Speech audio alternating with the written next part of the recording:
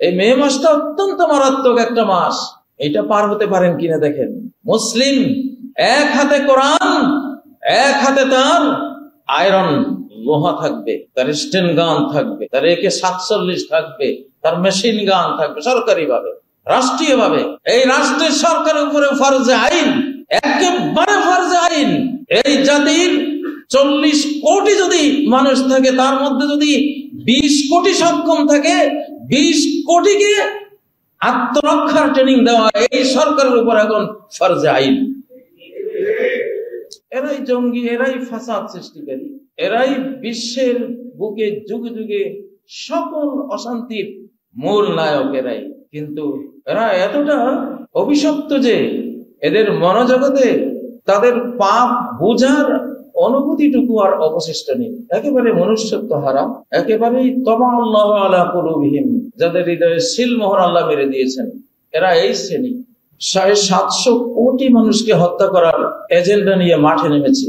আমি বারবার এই তথ্য দিয়ে এসেছি যে তাদের নিউ ওয়ার্ল্ড অর্ডার বইয়ের প্রথম ঘোষণাই হলো control humanity under 500 million.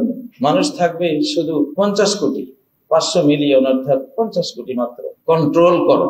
Control শব্দটা, কন্ট্রোল শব্দটা শুনলে আপনাদের আরেকটা কন্ট্রোলের কথা মনে আসার কথা, বার্থ কন্ট্রোল, জন্ম নিয়ন্ত্রণ। জন্ম নিয়ন্ত্রণ কি আইয়ুব আলাইহিস সালাম নিয়ে এসেছিলেন না মুহাম্মদ সাল্লাল্লাহু আলাইহি ওয়াসাল্লাম নিয়ে এসেছিলেন? জন্ম নিয়ন্ত্রণ করেছে প্রথম ফেরাউন, জন্মের উপরে আঘাত দিয়েছে। ইউযাব্বিহু আবনাআহুম, মুসা আলাইহিস সালামের জাতির ছেলেদেরকে জবাই করেছে, মেয়েদেরকে ছেড়ে দিয়েছে। তার চেয়ে আরো বড় ফেরাউন রকফেলার, ওই 13 ফ্যামিলির এক ফ্যামিলি যারা বিশ্বের 99% সম্পদ কুক্ষিগত করে রেখেছে। বিশ্বের 99% সম্পদ তাদের। এটি টাইমস অফ ইন্ডিয়ার তথ্য।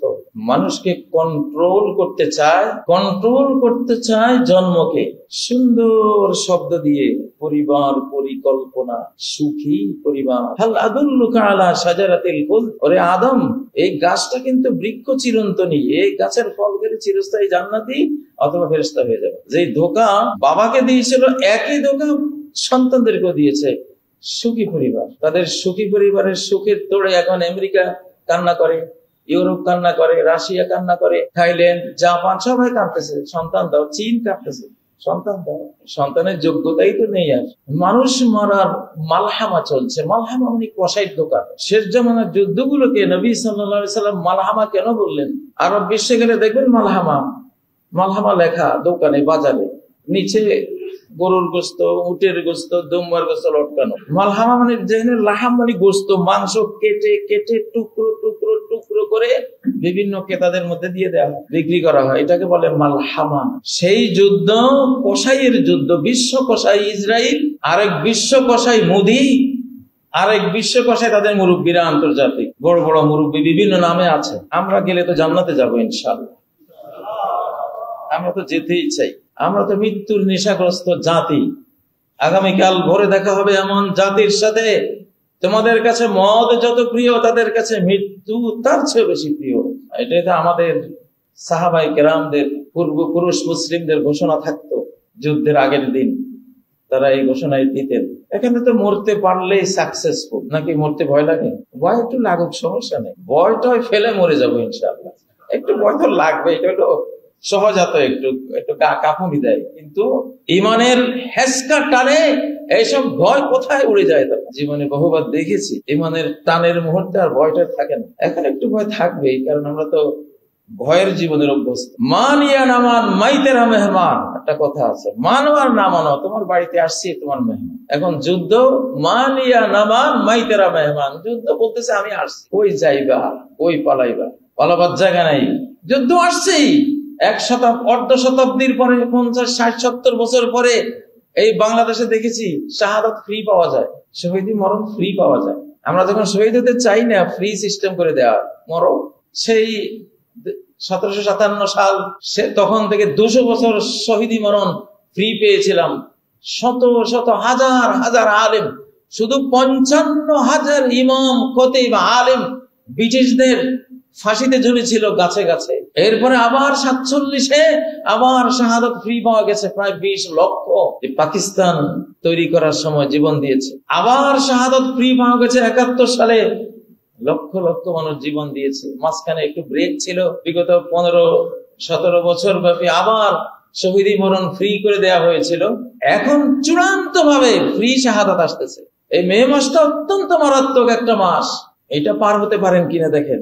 মুসলিম এক হাতে কোরআন, এক হাতে তার আয়রন লোহা থাকবে, তার স্টেন গান থাকবে, তার AK-47 থাকবে, তার মেশিন গান থাকবে, সরকারি ভাবে, রাষ্ট্রীয় ভাবে। এই রাষ্ট্রের সরকারের উপরে ফরজে আইন, একেবারে ফরজে আইন। এই জাতির 40 কোটি যদি মানুষ থাকে, তার মধ্যে যদি 20 কোটি সক্ষম থাকে, 20 কোটিকে আত্মরক্ষার ট্রেনিং দেওয়া এই সরকারের উপর এখন ফরজে আইন। এখানে জনসংখ্যাই সবচেয়ে বড় দোষ। এত মানুষ কেন? তোমরা সংখ্যা কমাতে হবে। জন্ম নিয়ন্ত্রণ দিয়ে পারে নাই। প্রথম, দ্বিতীয়, তৃতীয় বিশ্বযুদ্ধ তো চলছে, বিশ্বযুদ্ধ দিয়েও কমাতে পারে নাই, জন্ম নিয়ন্ত্রণ দিয়েও কমাতে পারে নাই। প্রতিটি খাদ্যকে বানিয়ে দিয়েছে জন্ম নিয়ন্ত্রণের ট্যাবলেট। আপনার খাওয়া যে ধান, যে গম, যে ভুট্টা, যে ফলমূল যা খান, যে মুরগি হাঁসের ডিম খান, সেটাও জন্ম নিয়ন্ত্রণের ট্যাবলেট।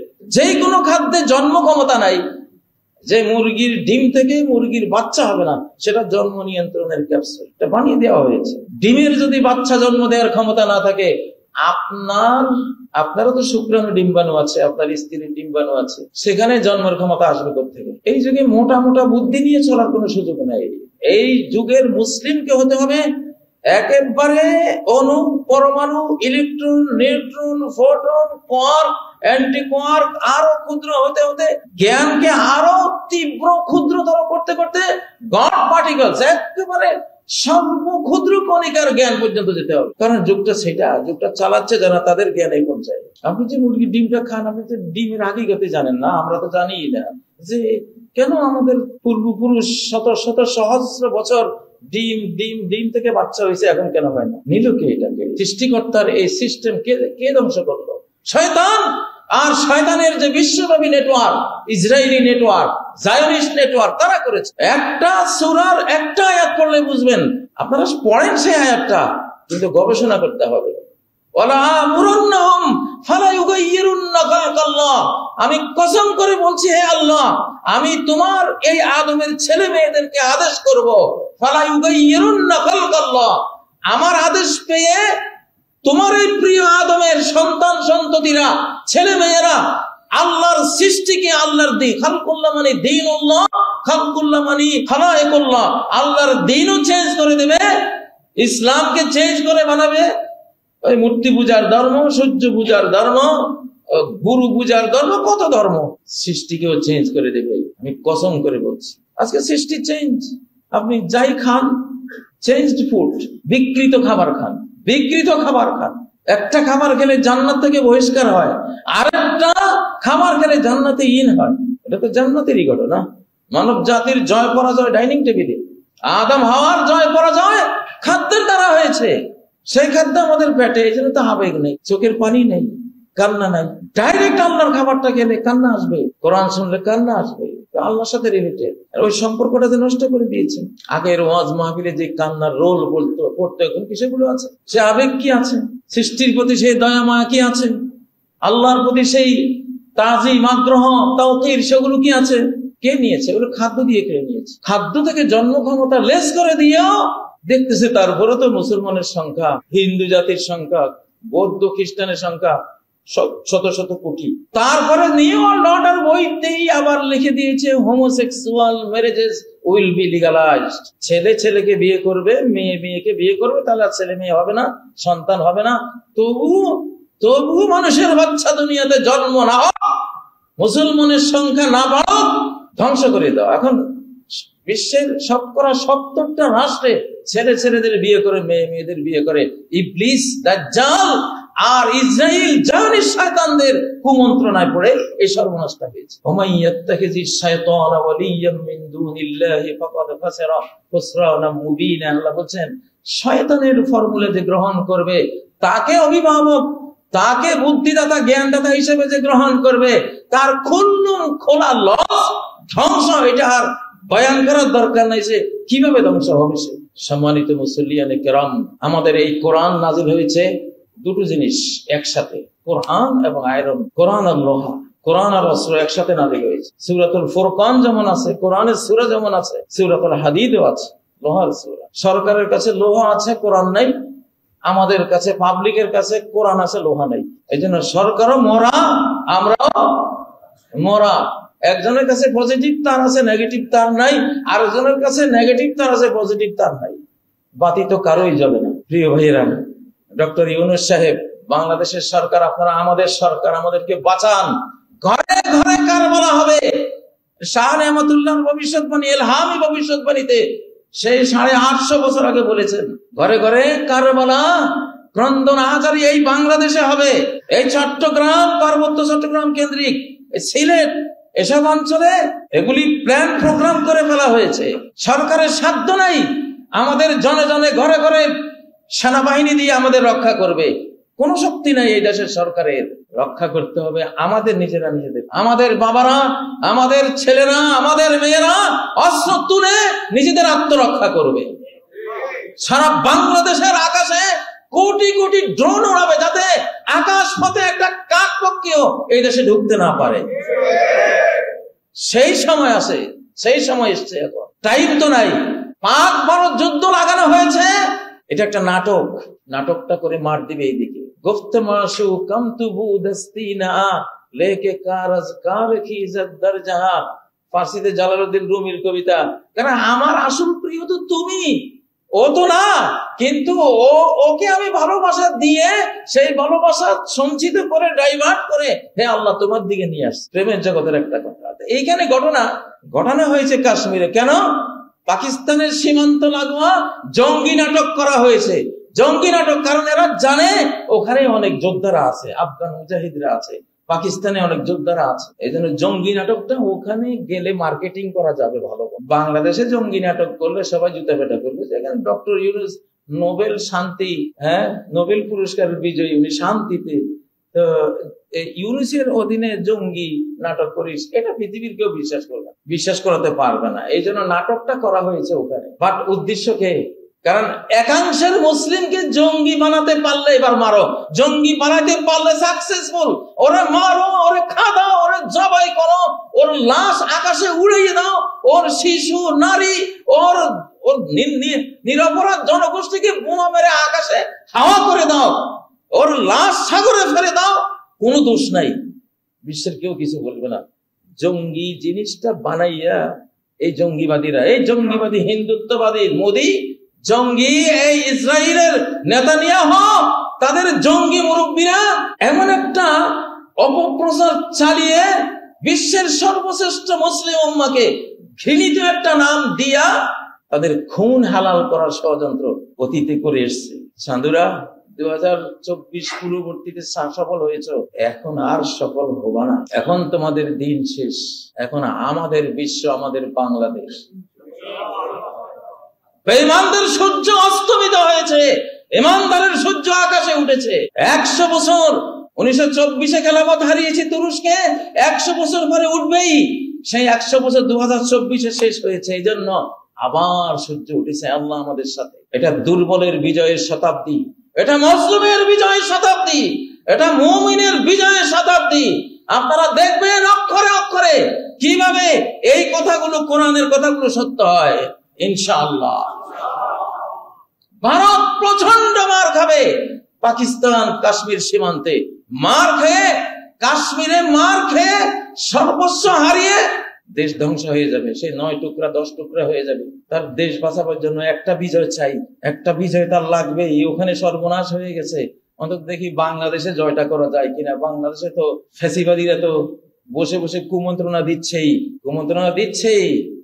আমি স্পষ্ট দেখতে পাচ্ছি খুনের গঙ্গা আসতেছে বাংলাদেশের দিকে। আওয়ামী লীগ, ফ্যাসিবাদীরা ওখানে বসে বসে জাতি হত্যার ষড়যন্ত্র করছে। এদের নিষিদ্ধ করতেই হবে। এদের নিষিদ্ধ না করার অর্থ হলো কোটি কোটি বাংলাদেশিকে হত্যার ষড়যন্ত্রে যোগ দেয়া।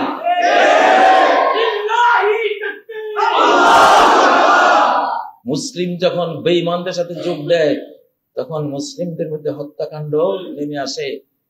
মীর জাফর লাইভের সাথে যোগ দিয়েছিল, 200 বছরের হত্যাকাণ্ডের শিকার হয়েছিলাম। টিপু সুলতানের মতো বিশ্ববীর মহাবীর, তার অর্থমন্ত্রী প্রধানমন্ত্রী মীর সাদিক ইংরেজদের সাথে ষড়যন্ত্রে লিপ্ত হয়েছিল ভিতরে ভিতরে।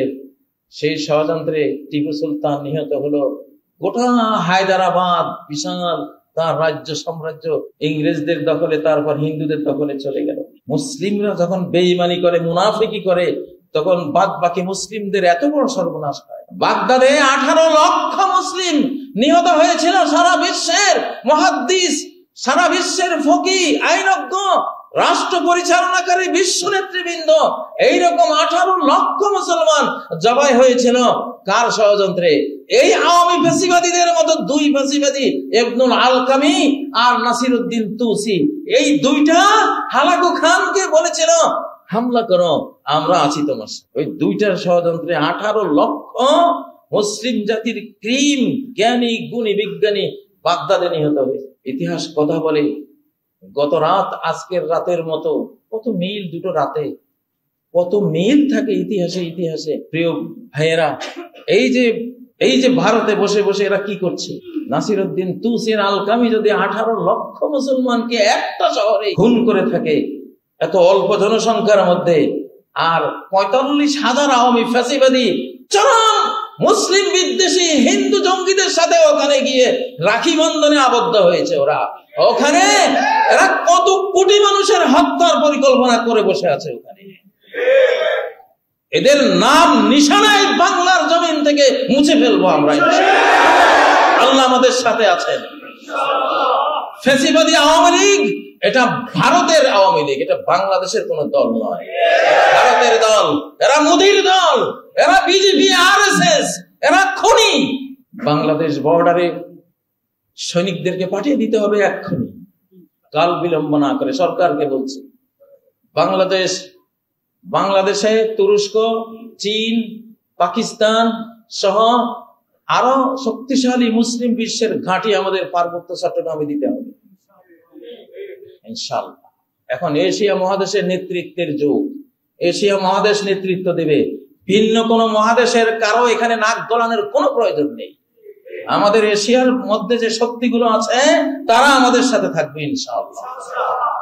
ওই মানবিক করিডোর ইসরায়েলি করিডোর, ওই আরাকান আর্মি ইসরায়েলি আর্মির প্রক্সি। ওখানে দ্বিতীয় ইসরায়েল রাষ্ট্র তৈরির জন্য আমেরিকা আসতেছে, জাতিসংঘ আসতেছে, বিশ্বের বড় বড় নোবেল বিজয়ীরা আসতেছে, মার্কিন প্রেসিডেন্টরা আসতেছে। কারণটা কি? এরা সবাই ইসরায়েলের খুদকুড়াখোর, জায়নিস্টদের পোষা দালাল। এরা এইখানে সর্বনাশটা করার জন্য আসতেছে। আর এই সর্বনাশে গুটি চালছে ইসরায়েলের নেতানিয়াহু, মোদী সরকার, আর আমাদের বাংলাদেশের ভিতরে যারা আছে ফ্যাসিবাদী, তারা। ফ্যাসিবাদীদেরকে ক্ষমতার প্রতিটি চেয়ার থেকে উৎখাত করে ফেলা ফরজে আইন। ভণ্ড নবীদের সঙ্গ যারা দিয়েছিল তাদেরকে দমন করার পরে হযরত ওমর গোটা মুসলিম জাহানে আইন দিয়েছিলেন, যারা বিদ্রোহ করেছিল নবীজির বিরুদ্ধে, ইসলামের বিরুদ্ধে, তারা যত বড় তওবাই করো, কোন নেতৃত্বের আসনে ওরা থাকতে পারবে না।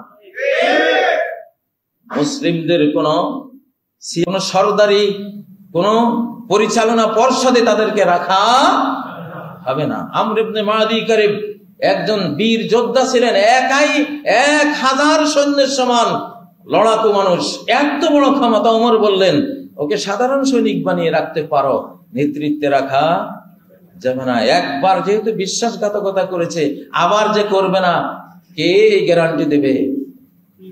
অতএব ডক্টর ইউনূস সরকার বেছে বেছে গত ফ্যাসিবাদী আমলে কারা ভারতের হয়ে এই বাংলাদেশের সর্বনাশ করেছে, তাদের প্রতিটি পদ পদবি থেকে, চেয়ার থেকে যদি উৎখাত না করেন, আর যদি এই বাংলাদেশে কোনো হত্যাকাণ্ড হয়, আপনাকে আমরা ক্ষমা করব না। আসলে আমাকে বিষয় তো দেওয়া হয়েছে দিন প্রতিষ্ঠায় যুবকদের ভূমিকা। কথা এগুলি কি যুবকদের কাজে লাগবে না বুড়োদের কাজে লাগবে? আমি আল্লাহর উপরে ছেড়ে দিয়েছি, কথা উনি কোন দিকে নেয় সেদিকে যাবে। মোদী সরকার নমস্কার দেয়, নিজ হাতে মূর্তি বানিয়ে কিভাবে মোছে, কিভাবে শুয়ে পড়ে, কিভাবে বসে পড়ে, সেই যেন মূর্তি পূজার ধর্মগুরু, এতটা কট্টর হিন্দুত্ববাদী ধার্মিক সে। নেতানিয়াহু তার ওল্ড টেস্টামেন্ট তাওরাত কিতাব ছাড়া কোনো কথাই বলে না, কিন্তু সে তো জানে না তার ইহুদি রেবাইরা ধর্মগুরুরা সবকিছু মিথ্যা লিখে রেখেছে। ওই মিথ্যার উপরে তারা কত কট্টর, গোটা বিশ্ব গারদ করে দিচ্ছে মিথ্যা ধর্মের উপরে। তারপরেও তারা খাঁটি ধার্মিক, মিথ্যা ধর্মের খাঁটি ধার্মিক। ওরা ধর্মটা মিথ্যা, কিন্তু মিথ্যাটাকে তারা খাঁটি ভাবে গ্রহণ করে, তারা মানে। আজকে খ্রিস্টানরাও খাঁটি খ্রিস্টান, তারা বাইবেল মেনে চলে। ক্রুশের যুদ্ধ বুশ ঘোষণা করেছিল, এটা দ্বিতীয় ক্রুসেড, এটা ধর্মযুদ্ধ। সিঁদুর পরিয়ে অপারেশন সিঁদুর, এটা তো সিঁদুর একটা ধর্মীয় সিম্বল। মোদি অপারেশন সিঁদুর নাম দিয়ে ইসলামের বিরুদ্ধে যুদ্ধ ঘোষণা করেছে, এটা ধর্মযুদ্ধ। তার সাথে জিন, শয়তান, ইবলিসের হাজার হাজার কোটি বিলিয়ন বাহিনী তার সাথে আছে। আমরাও কি শয়তান হয়ে শয়তানি বাহিনীর বিরুদ্ধে যুদ্ধ করতে গেলে আমরা পারবো? আমরা পাশে নিতে হবে ফেরেশতাদেরকে। আমরা আমাদের ধর্মে হইতে হবে সীসা ঢালা প্রাচীরের মতো ঐক্যবদ্ধ। ইসলামকে মানতে হবে হৃদয়ের গভীর থেকে, হৃদয়ের গভীর থেকে। কল্লা জাকার থাক, কালেমা লা ইলাহা ইল্লাল্লাহ মুখে নিয়েছে তো নিয়েছেই, এই পথেই এগোতেই থাকবো। এক পা পিছিয়ে যাওয়ার কোন সুযোগ আমাদের নাই। খাঁটি মুসলিম হতে কি লাগে? আগে একটা মন লাগে, লা ইলাহা ইল্লাল্লাহকে বোঝা লাগে। আমার এই মনোজগতে, আমার এই মনের ভেতরে, আমার মনের ভাব যতটুকু আমি পোষণ করি সবটুকু আমার আল্লাহর। আমার এই অন্তর জগতে যতটুকু প্রেম, প্রীতি, ভালোবাসা আল্লাহ আমাকে দিয়েছেন সবটুকু আল্লাহর। আমার ভিতরে তাওয়াক্কুল, ভরসা যেইটুকু আছে সবটুকু আল্লাহর। আমার টাকা পয়সা আমার হাতের মুঠে থাকবে, আমার এই মাটির পৃথিবী আমার পায়ের নিচে থাকবে, আমার স্ত্রী পরিজন, আমার পূর্বপুরুষের মায়া, আমার সন্তান সন্ততির মায়া, আমার স্ত্রী পরিবারের মায়া, আমার ভাই বোনাদের মায়া, আমার গোত্র সম্প্রদায়ের মায়া, আমার সম্পদের প্রতি মায়া, আমার যে নয়নাবিরাম বাসভবন আছে সেই বাসভবনের মায়া, আমার যে ব্যবসা বাণিজ্য আছে এসব ব্যবসা বাণিজ্যের প্রতি আমার যে দুর্বলতা, মায়া, এগুলি সব পিছনে আল্লাহর প্রতি যে মায়া, যে ভালোবাসা, এটা থাকবে সবার ঊর্ধ্বে, সবার। কুল ইন কানা আবাউকুম ওয়া আবনাউকুম ওয়া আজওয়াজুকুম ওয়া ইখওয়ানুকুম ওয়া আজওয়াজুকুম ওয়া আশীরাতুকুম ওয়া আমওয়ালুন ইকতারাফতুমুহা ওয়া তিজারাতুন তাখশাউনা কাসাদা ওয়া মাসাকিন তারদাউনাহা।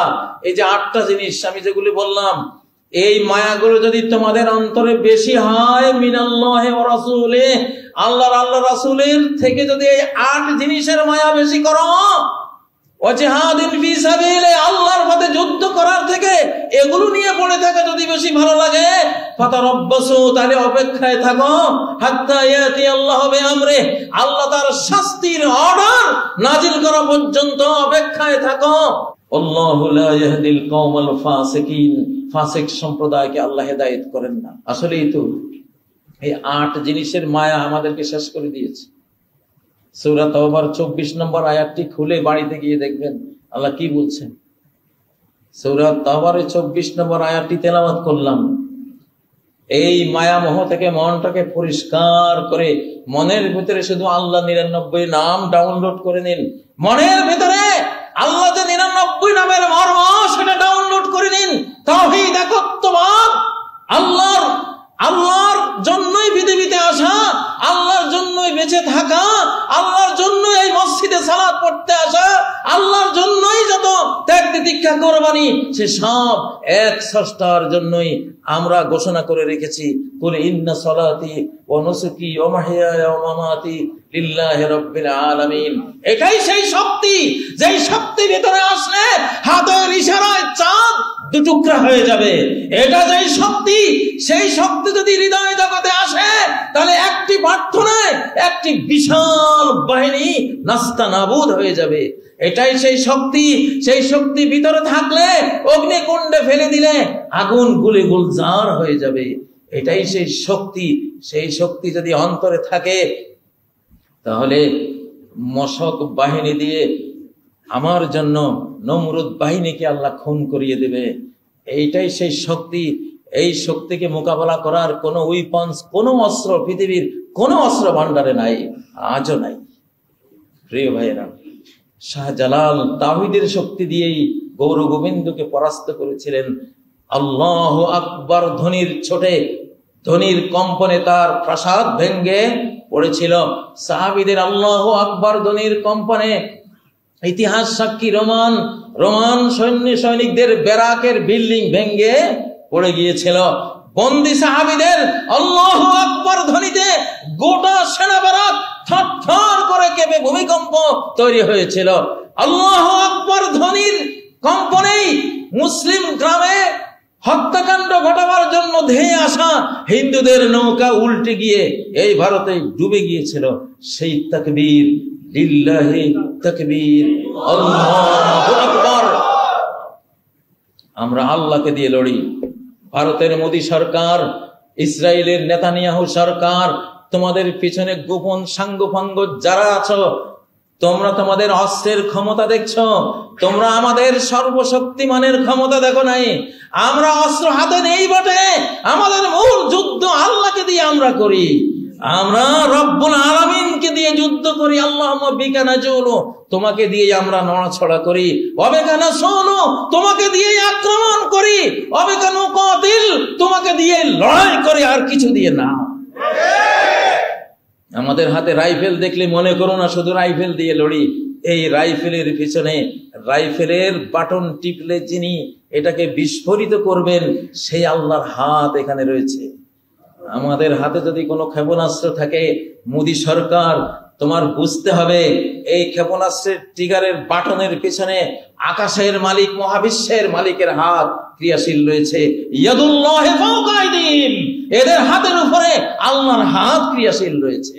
আমা রামাইতা ইয রামাইতা ওয়ালাকিন্নাল্লাহ রামা। হে মুহাম্মদ, শাহাদিল উজু বলে এক মুষ্টি বালি তুমি যখন নিক্ষেপ করেছিলে, তুমি নিক্ষেপ করনি, প্রকৃত অর্থে আল্লাহ নিক্ষেপ করেছিল। ফালাম তাকতুলুহুম ওয়ালাকিন্নাল্লাহ কাতালাহুম, অস্ত্র দিয়ে বাহ্যিক দেখেছো তোমরা মেরেছো, তোমরা হত্যা করেছো, না, প্রকৃত অর্থে তোমরা হত্যা করনি। ওয়ালাকিন্নাল্লাহ কাতালাহুম, আল্লাহর নিজস্ব হস্তে তাদের হত্যা করেছে। এখানে হত্যাকারী আল্লাহ, এখানে যুদ্ধ আল্লাহ, এখানে কমান্ডার ইন চিফ স্বয়ং রব্বুল আলামিন আল্লাহ।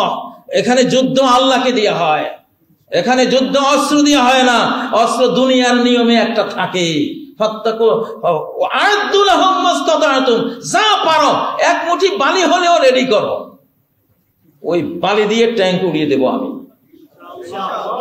ওই বালি দিয়ে আমি ট্যাঙ্ক উড়িয়ে দেব।